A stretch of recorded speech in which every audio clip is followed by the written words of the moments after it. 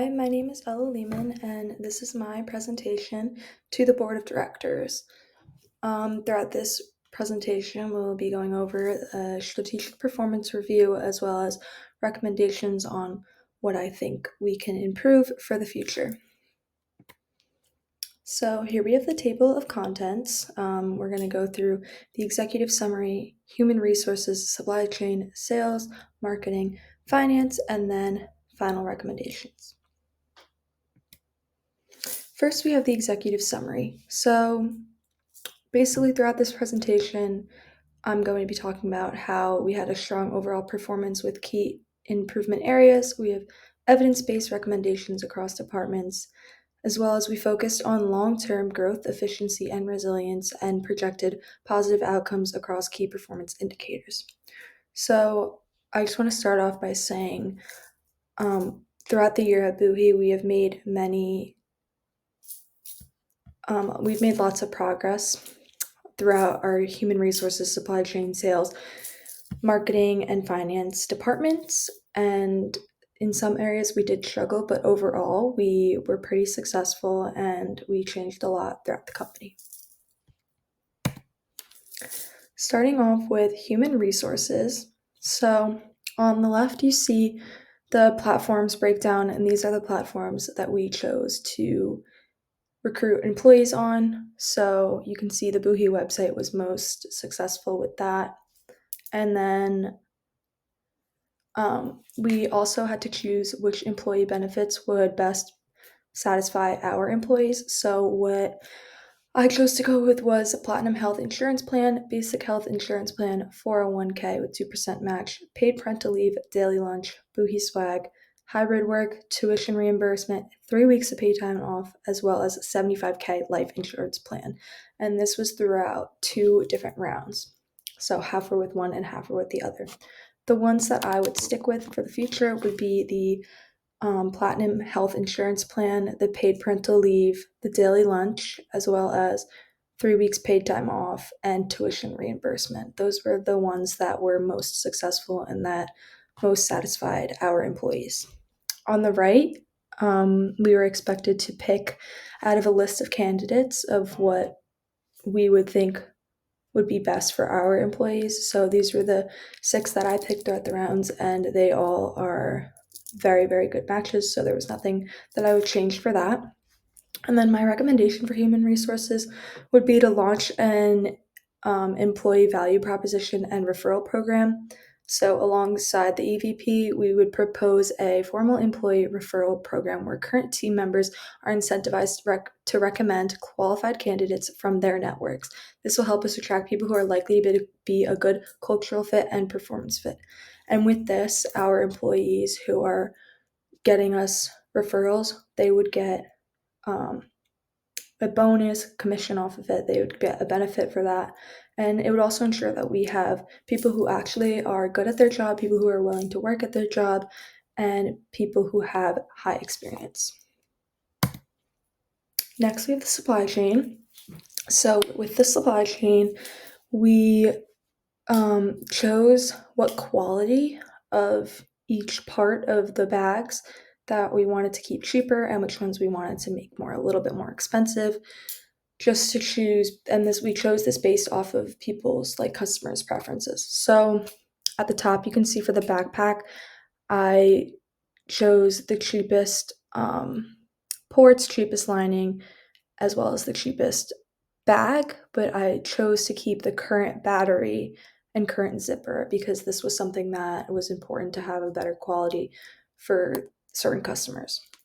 And then at the bottom, you see the luggage bag. I chose to keep the cheaper handle, cheaper lock, cheaper compartment, and the cheaper shell. And that's just because it wasn't as important to our customers, and we like to value what our customers want best. So that is why I chose to keep the current wheels, as wheels are very important to the luggage, and that's something that should be a higher quality. And then on the right, you see the inventory goals. So this is what inventory we chose to put more of to each company of our retailers. And as you can see, we kept an ongoing agreement and the inventory goal was less than $600,000. For recommendation, I would say to implement a demand responsive inventory system with safety stock buffers for top retailers. This would add safety stock for key partners, use real time demand data to dynamically adjust production and shipments, as well as prioritize fulfillment to retailers with high volume and strategic impact. Next, we have sales. So, for sales, we chose different retailers that we could potentially work with and that would best suit our brand. So, across the 3 sales sections of the Simternship, I chose these ones, and these were all the best fit out of, and all exceeded our target for a profit.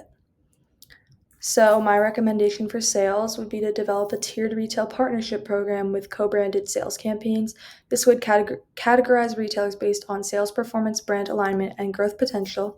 It would offer exclusive incentives for top tier partners. An example would be first access to new partners, higher margins, marketing funds, etc., as well as to tailor campaigns to match their audience with reinforcing Boohoo's unique brand identity.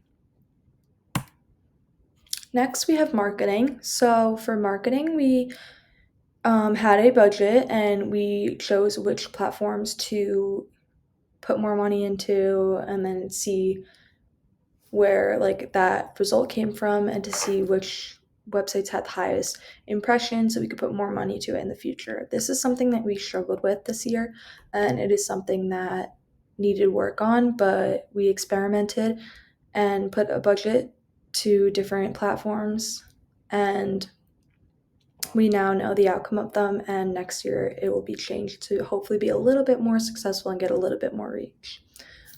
For a recommendation, it would be to launch a full funnel digital campaign centered on the brand persona. This would be top funnel, which would be awareness, middle funnel would be consideration, and then the bottom funnel would be conversion. So the awareness would be the influencer style videos, content featuring the persona using our product in real life scenarios. It would be paid social, showcasing key product features that matter to the audience. The middle would be videos such as what's in my bag, content, blog posts, testimonials, and then the bottom would be retargeting ads with limited time discounts, as well as email marketing with product use cases and call to actions. Lastly, we have finance. So for finance, we chose different promotions and investments, as well as we also calculated the operating income. So as you can see in the bottom, we chose the Snap Faster investment. We chose the monthly mailer, the caption contest, the packaging system, the deluxe sews all machines, and all of this stuff was successful and helped with our company overall. So my recommendation would be to optimize promotions based on ROI and scale profitable operational investments. So part 1 would be refine promotion strategy. It would be doubling down on high yield efforts like monthly mailers and brand ambassadors, as well as setting a promotion performance review every quarter, measuring against clear profit targets. And then lastly, part 2 would be strategic investment scaling. This would be to continue funding high efficiency equipment such as the machines and the snap fastener, and then would be to increase ROI on marketing spend. That's all for this presentation. With these forward-looking strategies in place, we're positioned not only to sustain our momentum, but to accelerate it. Our focus remains on delivering both immediate value and lasting brand strength as we move into the next phase of growth. Thank you.